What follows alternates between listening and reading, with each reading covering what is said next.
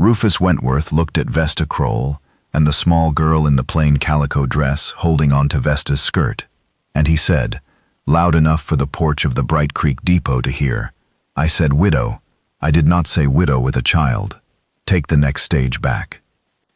Vesta Kroll stood on the depot boards with her one carpet bag beside her, and her daughter Nan, gripping her skirt hard enough to bruise the fabric, and she did not, for a moment, know how to answer that. She said, quietly, "Mr. Wentworth, your letter of March 14th said we would discuss on arrival." Rufus Wentworth said, "We have discussed. Go home." He got up on the buckboard. He clucked to his mules. He drove off. Vesta Kroll stood on the depot boards and looked at his back. She had spent every dollar she had left in the world on a Missouri to Kansas train ticket for herself and a half fare for Nan. She had 38 cents in the pocket of her traveling coat. She had no place to go back to. Her brother in Missouri had told her he could keep her for the winter and no longer.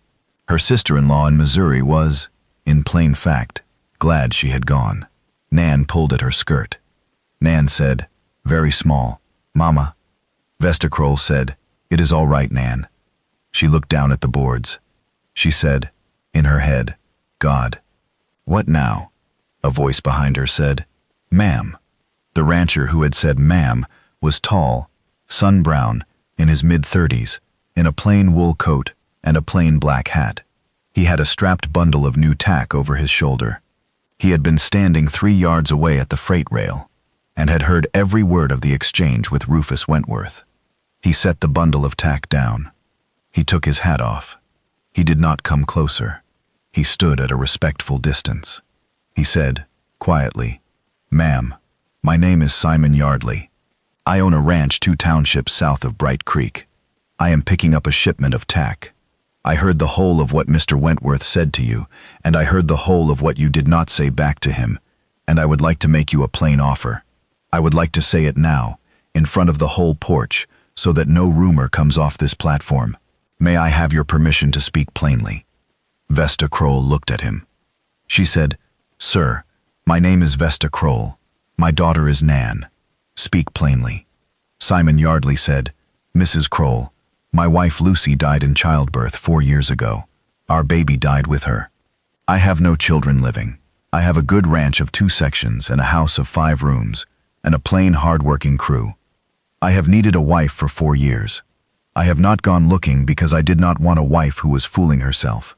I would like to offer you and your daughter a plain place under my roof today. I would marry you at the courthouse tomorrow morning, if that was acceptable to you. I would raise your daughter as my own. I would consider myself lucky. Please do not answer today. Please answer in a day or 2. But hear me. That is the offer." Nan looked up at her mother. Nan had brown eyes, and she did not miss a thing. Vesta Kroll said, "Mr. Yardley, that is a large offer for a woman you have known 30 seconds. Simon Yardley said, "Ma'am, I have watched you stand on those boards 2 full minutes without weeping. I have watched your daughter hold your skirt without whining. I have known you 2 minutes. I have known what I saw." Vesta Kroll said, "Mr. Yardley, I would like to speak to a woman of the town before I answer you. Do you have a sister or a mother or an aunt in Bright Creek?"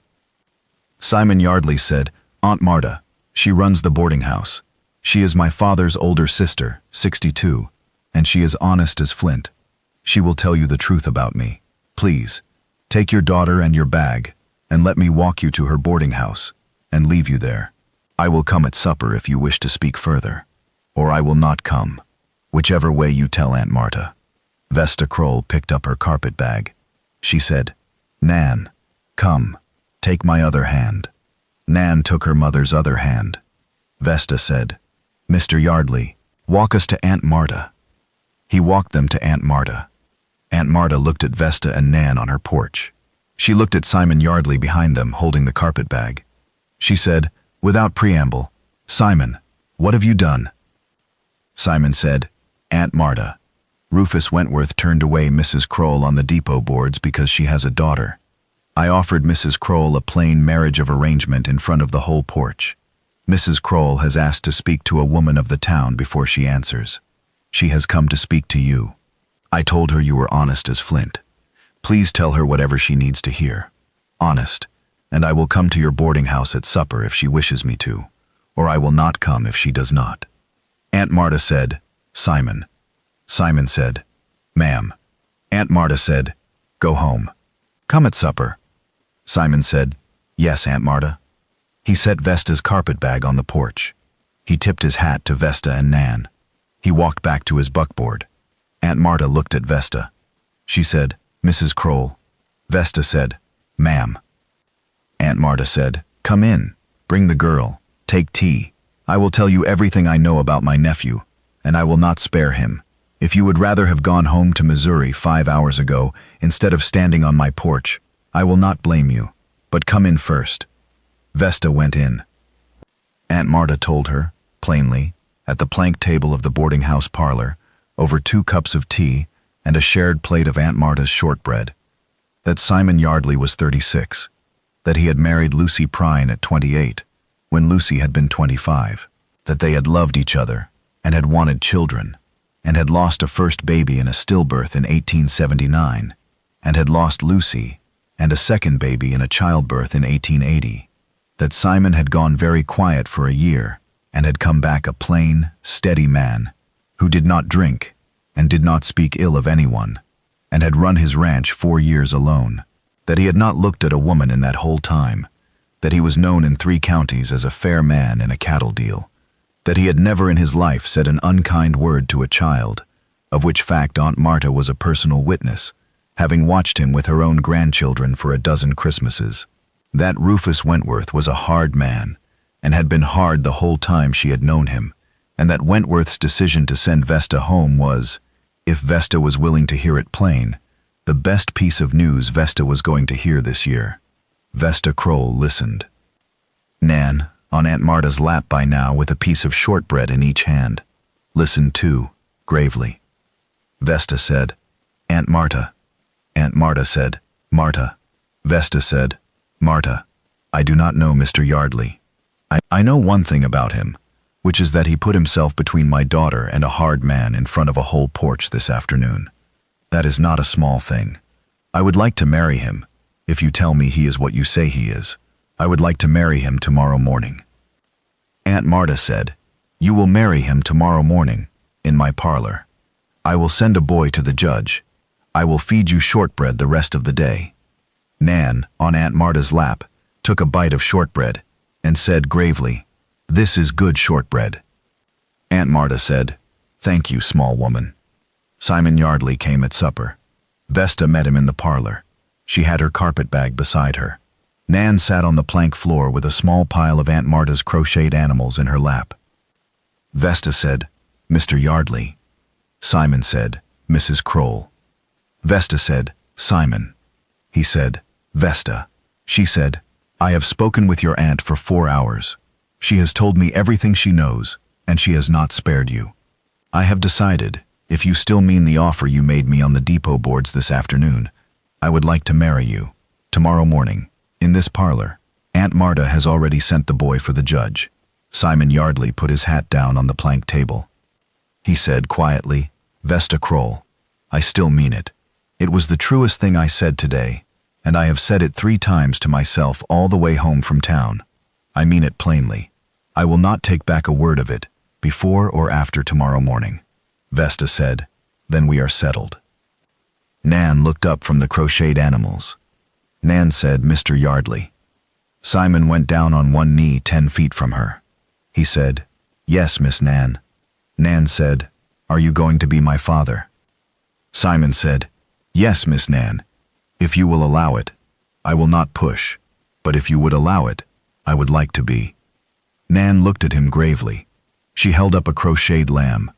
She said, Do you know what this is? Simon said, That is a lamb. Nan said, Correct. I will allow it. Simon Yardley laughed once. He looked up at Vesta over Nan's head. Vesta was almost weeping. She was not. Simon said, Ma'am, Aunt Marta has good shortbread. Vesta said, Aunt Marta has good shortbread. Aunt Marta, from the doorway, said, Aunt Marta is the finest shortbread cook in this county, and I will accept no argument on that point. Sit down to supper, all three of you. I have made pork chops." The county judge married Simon Yardley and Vesta Kroll in the front parlor of Aunt Marta's boarding house on the second Thursday of April at 9 o'clock in the morning. Aunt Marta gave the bride away. Aunt Marta's grown son, Peace, stood witness for Simon. Nan, 6 years old, held the ring on a folded square of Aunt Marta's blue muslin and did not drop it. Vesta wore a plain gray dress she had washed and pressed the night before with Aunt Marta's iron. She had a small knot of prairie yarrow at her collar that Nan had picked in the boarding house yard that morning. Simon wore his one good coat and had shaved so close that his jaw was still pink at the porch step. The judge was a plain man who had married 240 couples and had marked, on his tally book at the back of his rooms, 111 of them as marriages of arrangement made in decency after some kind of trouble. He wrote Yardley Ranch Kroll at the top of the 241st line and wrote, "As fine as they come," beside it, which he did not do often. Aunt Marta wept once at "I do" into a fine linen handkerchief and pretended, as everyone did in those parts, that she had gotten pepper in her eye. They drove to the Yardley Ranch that afternoon. Simon carried Nan up the porch step himself.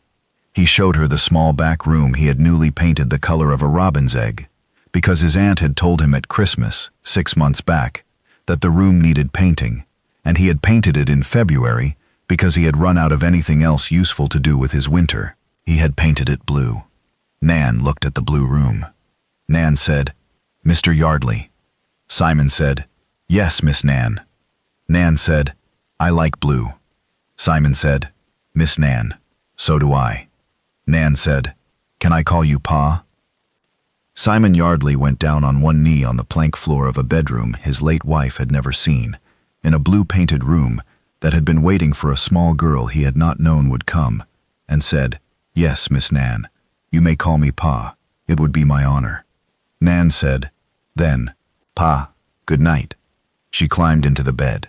2 years on a warm September afternoon at the Yardley Ranch, Vesta Yardley sat on the porch step, with Simon Yardley beside her, and their small son Peter, asleep against Simon's chest. Peter was 5 months old and had his father's grave brown eye and his mother's exact clear brow. Nan, 8 years old now, was reading a McGuffey third reader aloud on the porch bench to Aunt Marta, who had ridden out for the week. Simon said, "Vesta." Vesta said, "Simon." He said, "Wentworth was in town yesterday." Vesta said, "Was he?" "He was at the mercantile. He heard you had married me. He heard I was raising Nan. He said, at the mercantile, that I had taken his cast-off wife and his cast-off girl, and that he wished me luck of them." Vesta said, "What did you say?" Simon said, "I set the sack of flour I was buying down on the counter, and I said to him, in front of Mr. Waite and Mrs. Waite and old Trask, Wentworth, my wife is not cast off and my daughter is not cast off, and if you say either of those words in the town of Bright Creek again in my hearing, I will speak to the sheriff about your habit of ordering women through the post and refusing them when they arrive. I understand you have done it 3 times. Mr. Waite told me at the counter, quiet, that Wentworth had done it 4. Vesta said, "What did Wentworth do?" Simon said, "He left the mercantile without buying his salt. He rode out. Mrs. Waite has been telling the story since noon." Vesta closed her eyes. She smiled. She said, "Simon." He said, "Yes." She said, "Thank you." He said, "You are welcome." Aunt Marta, from the porch bench, said mildly, "Nephew." Simon said, "Aunt Marta." Aunt Marta said, "I raised you well." Simon said, "You did, Aunt Marta." Nan, on the porch bench, kept reading her McGuffey without missing a word. Peter, asleep on Simon's chest, sighed the small sigh of a baby dreaming of nothing.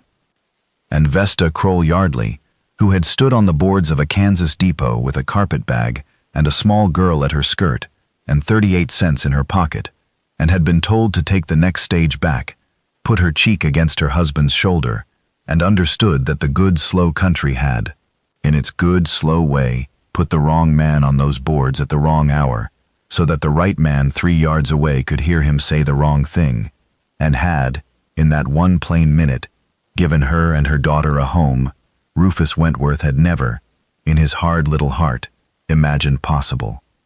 And so it had.